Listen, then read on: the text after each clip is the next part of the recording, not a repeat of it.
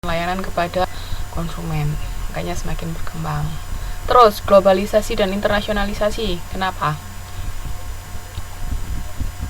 Ya Mbak, monggo, kita masih baru belajar modul 1 ini, masih awal-awal.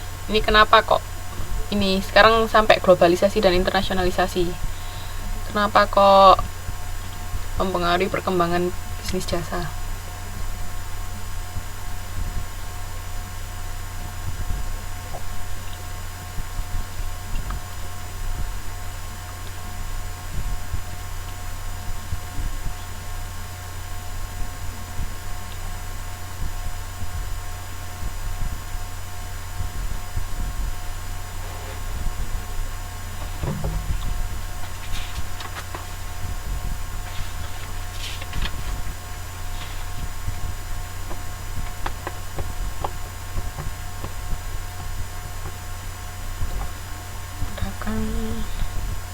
Yang lain?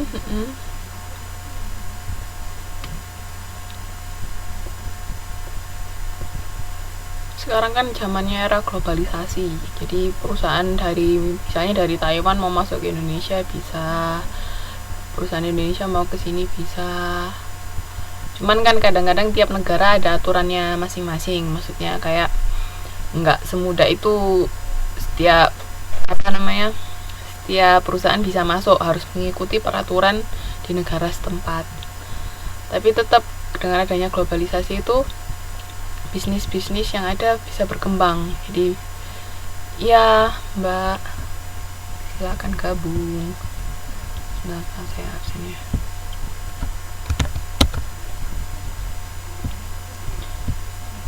Jadi dengan adanya globalisasi sama internasionalisasi lintas negara, batas-batas yang biasanya menghambat untuk perkembangan bisnis semakin pudar. Jadi semakin gampang kalau mau mengembangkan bisnis ke luar negeri.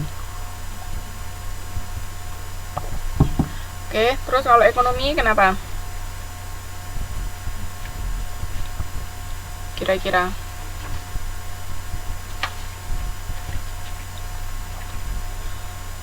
ekonomi, kenapa kok dia bisa mempengaruhi perkembangan bisnis jasa?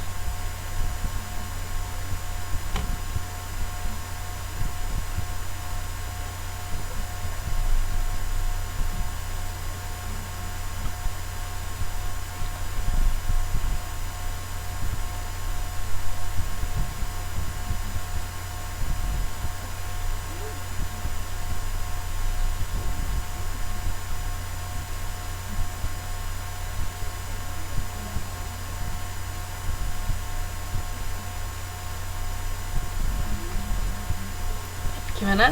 Ada yang bisa? Kenapa kok ekonomi?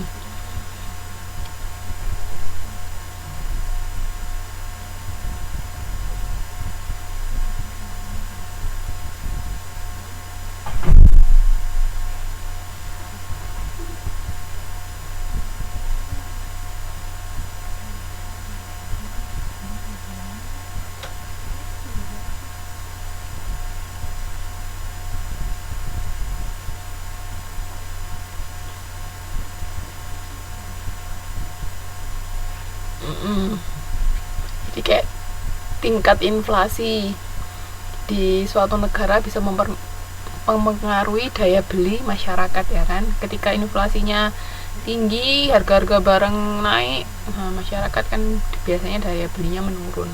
Jadi itu juga berpengaruh terhadap perkembangan jasa. Terus kalau pemerintah sekalian sama budaya dan sosial, kenapa kok bisa mempengaruhi bisnis jasa?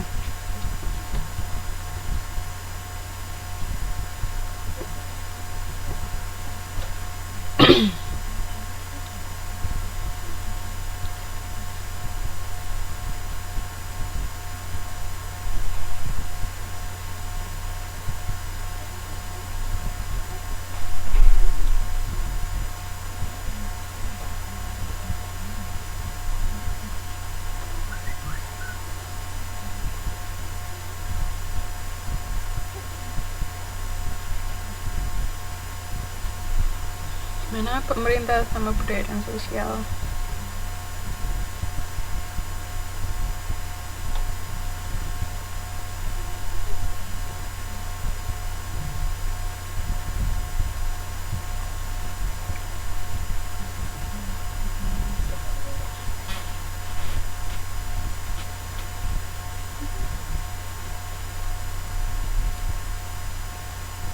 Halo,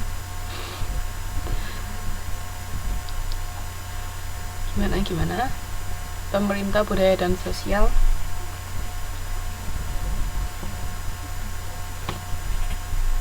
Tadi kayaknya saya sudah menjelaskan sedikit pemerintah kenapa kira-kira kok berpengaruh.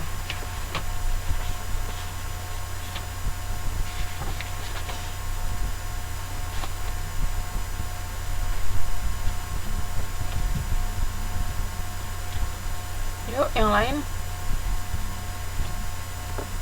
yang dari tadi belum jawab, monggo dijawab.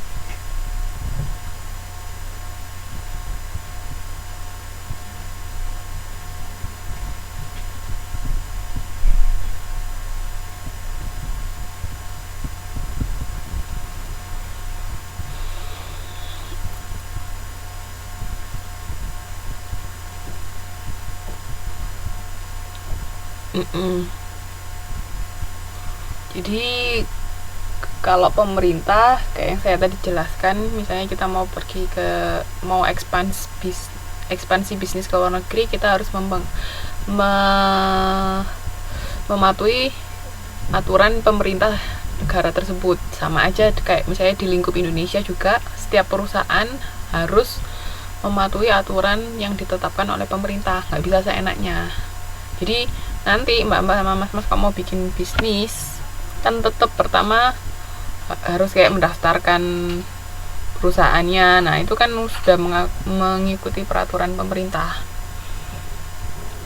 Kayak misalnya perusahaan gini nggak boleh ngapain, boleh ngapain. Nah itu semua ada di peraturan pemerintah. Kalau budaya dan sosial itu kayak tingkat populasi itu mempengaruhi juga. Kan kadang-kadang kayak misalnya satu keluarga dia punya banyak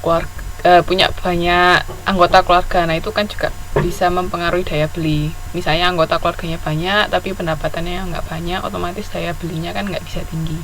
Nah seperti itu kalau budaya dan sosial. Paham ya? Atau juga jumlah populasi di setiap daerah, misalnya permintaan di daerah ini lebih banyak ke restoran atau mereka lebih banyak ke pariwisata. Nah itu biasanya pebisnis biasanya jeli mereka mau buka usaha di daerah mana. Itu termasuk di budaya dan sosial. Ada yang mau ditanyakan nggak sampai sini? Jadi jangan lupa ya, ini 1, 2, 3, 4, 5, 6, 7 7 ini faktor yang mempengaruhi perkembangan bisnis jasa. Oke, saya lanjutkan. Nah, ini sudah ini.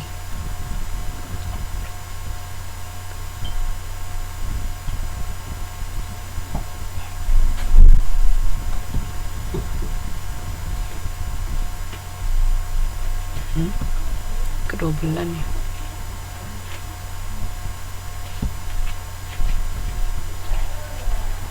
Iya, selamat datang.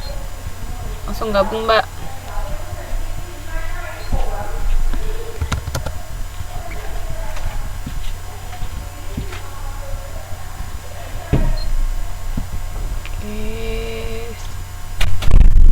Terus, nah ini ketika perusahaan menghadapi krisis, ini ada 4 strategi yang bisa diterapkan untuk menanggulangi krisis tersebut. Ada yang namanya value pricing atau low price. Jadi perusahaan menawarkan jasanya dengan harga yang rendah. Jadi harga yang murah, mengurangi biaya-biaya lain biasanya dengan menjual barang dengan harga murah. Terus kalau yang kedua, adding value itu untuk menerapkan konsep baru value dari sisi konsumen. Jadi menambah pelayanan yang diberikan kepada konsumen. Jadi dari sisi nilai yang kita inginkan apa dari sisi konsumen, itu perusahaan berusaha memberi